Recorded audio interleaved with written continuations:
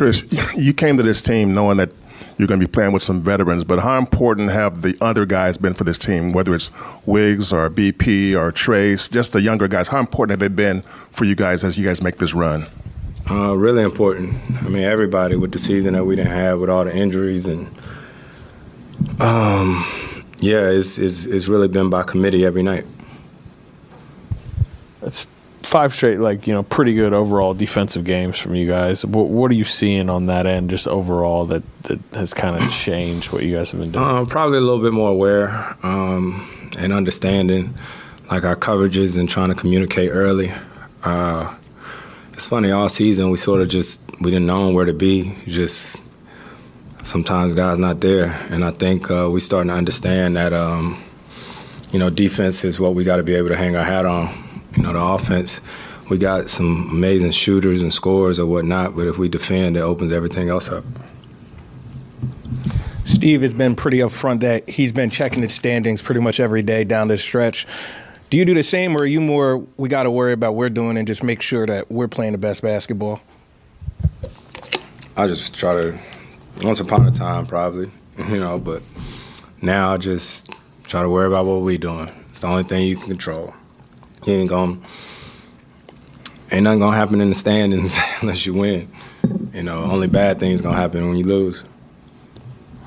You talked about the younger players. How much of a rapport do you feel on the court with BP and Moody? And it seemed like late third quarter, you guys really kind of flipped the game, and it wasn't one guy taking over. It was all of you playing together really well. Yeah, I think that's when we're at our best, when we're sharing the ball and moving it, but it still goes back to our defense.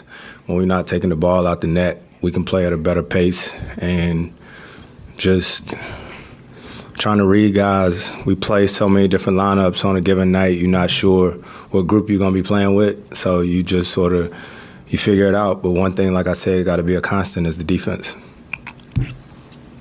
Chris, after years of bumping heads with Draymond as an opponent, how is it different being on the other side and seeing the other side of him?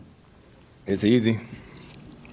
It's easy because he's a cerebral player like myself, and Dre thinks the game defensively like me too. He's a great passer and all this stuff, but he does all the little things, setting screens. And this game, man, it's actually a simple game if you pay attention to it. It ain't always about the speed and the thrust. It's about angles. It's about the reads. And he one of the best I've seen my whole career. And I appreciate playing with somebody that sees the game like I do.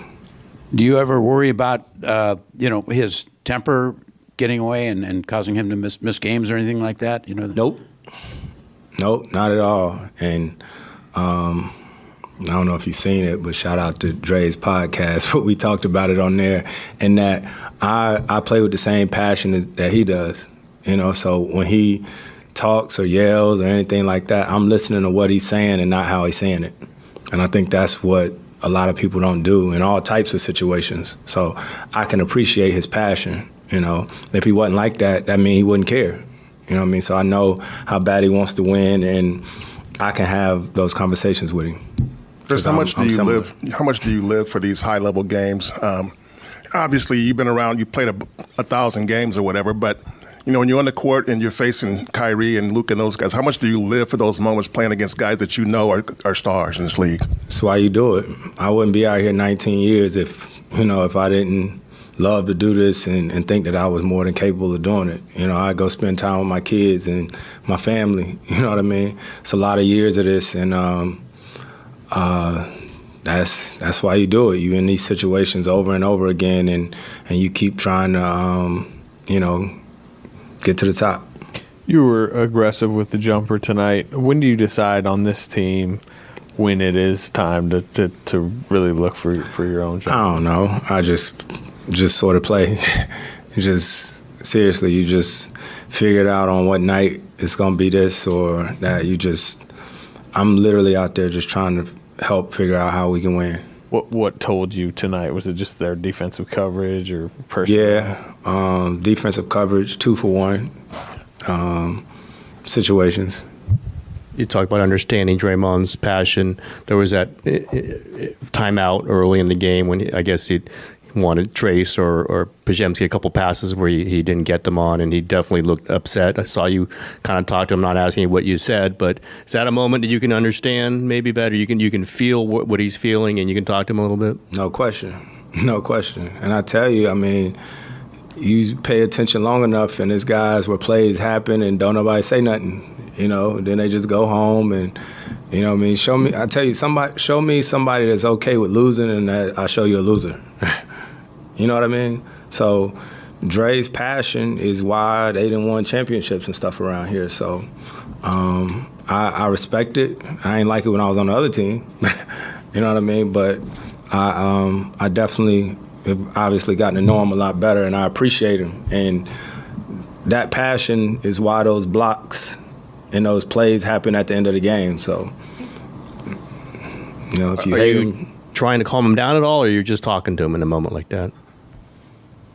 it's both. But I understand it because people that had to do the same to me. You know what I mean? But it's like his will to win. It's a passion, man. So obviously, it's always people who's gonna say, "Oh, he needs to do this, he needs to do that." But I appreciate him for who he is. You haven't played a ton of minutes this season, obviously coming off the bench. You missed some games. Do you feel like there's a gear in you late in the season? Do you feel like your legs are there and strong? I will hope so. Yeah. Do you feel it? Feel what? Like you got strong legs. Like this is like not a late season Chris Paul. This is a. And I don't know. I'm here. I'm here, ready to play when it's called on. You know what I mean? I don't think I read. Yeah, I don't know. Just having such a big impact tonight in only 20 minutes. How different is it, playing in shorter bursts, knowing you might not have as much time as you once did to kind of feel the game and find a rhythm? Just try to be effective in the time that I'm out there. That's your mindset.